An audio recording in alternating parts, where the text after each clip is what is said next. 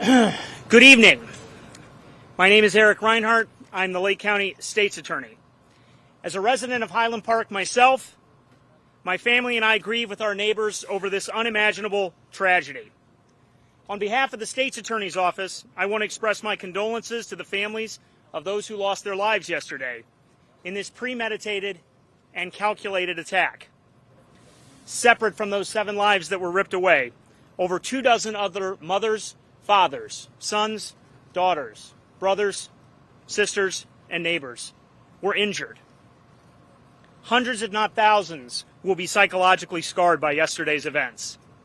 These individuals, our community, and Lake County will never be the same. We are grateful to the unbelievably courageous law enforcement officers who were there when the shots were fired right here, in this pathway. They and other law enforcement agencies from throughout the state came to this spot of danger. They came to help, they came to protect, they came to comfort, and they came to investigate. Federal agencies, including the FBI, ATF, and U.S. Attorney's Office, have also been critical partners in this investigation, and you will hear a bit more from them this evening. These officers not only ran towards the danger, but worked tirelessly throughout the day and night to investigate and solve this case.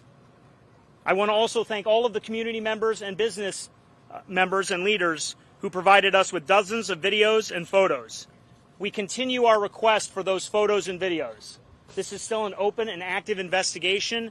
Please continue to contact all of the tip lines that we have suggested.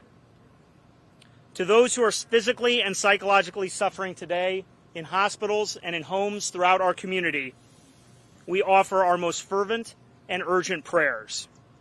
We offer prayers for healing, even though it feels that it may be so far away. I know that Mayor Rodering and Highland Park Police Chief Lou Jogman, Lake County, and our federal partners have already started the critical work of supporting the individuals who need us so much while they are in the throes of trauma. Today, our office deployed victim witness counselors and licensed therapists also to Highland Park. Dozens of private individuals have volunteered to help.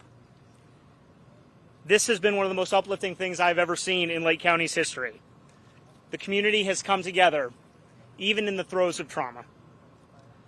The loss of life and these devastating injuries and the overwhelming psychological trauma demand we seek justice and that we take broader action to protect life. Today, the Lake County State's Attorney's Office has charged Robert Cremo III with 7 counts of first-degree murder for the killing spree that he has unleashed against our community. These are just the first of many charges that will be filed against Mr. Cremo. I want to emphasize that. There will be more charges. We anticipate dozens of more charges centering around each of the victims: psychological victims, physical victims, attempt murder charges, aggravated discharge charges, aggravated battery charges. There will be dozens of more charges against Mr. Cremo.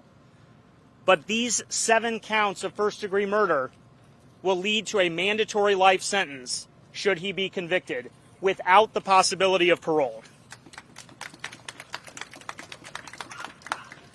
None of these charges would be possible, again, without the unbelievable efforts of law enforcement. I cannot thank them enough.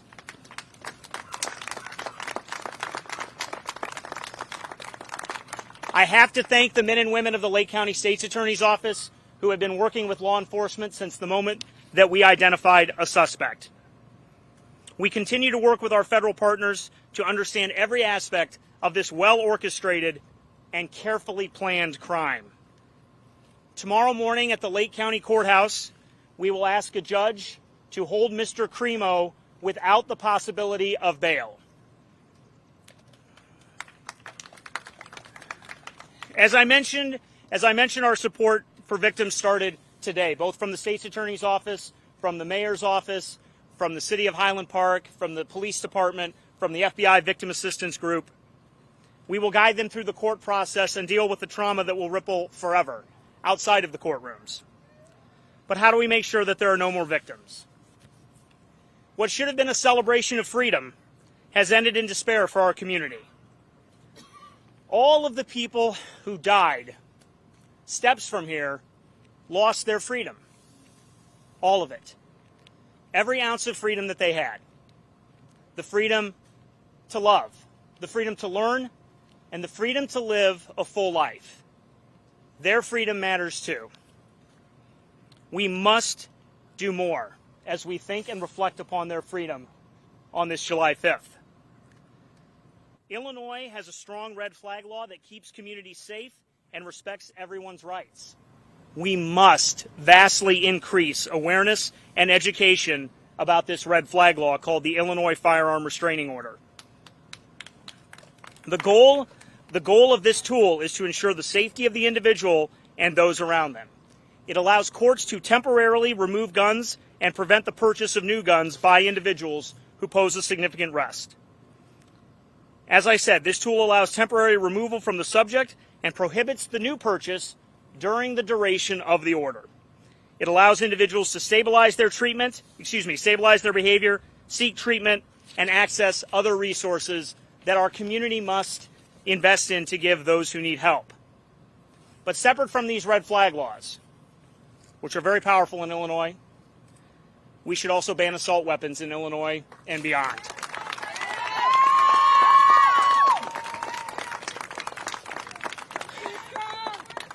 The assault weapon ban was implemented in 1994 with bipartisan support and with the support of law enforcement. It lasted for 10 years, and studies have shown that mass shootings like what happened yesterday went down during those 10 years. We should have that same ban in Illinois and beyond, in the entire country. The Lake County State's Attorney's Office stands with the people of Highland Park.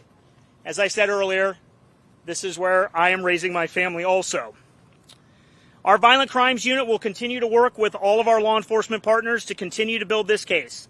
As I said, it is an active and ongoing investigation. Our Victim Services Unit will answer every question, every text, every phone call, and every concern. We will stand with the survivors of this awful crime for as long as is necessary. In the courtroom, we will seek the maximum sentence against this offender, not because we seek vengeance, but because justice and the healing process demand it. As we go forward in the courtroom and in the community, we must do everything we can to make sure the horror that marked these streets, that echoed from these buildings, never happens again. Thank you very much.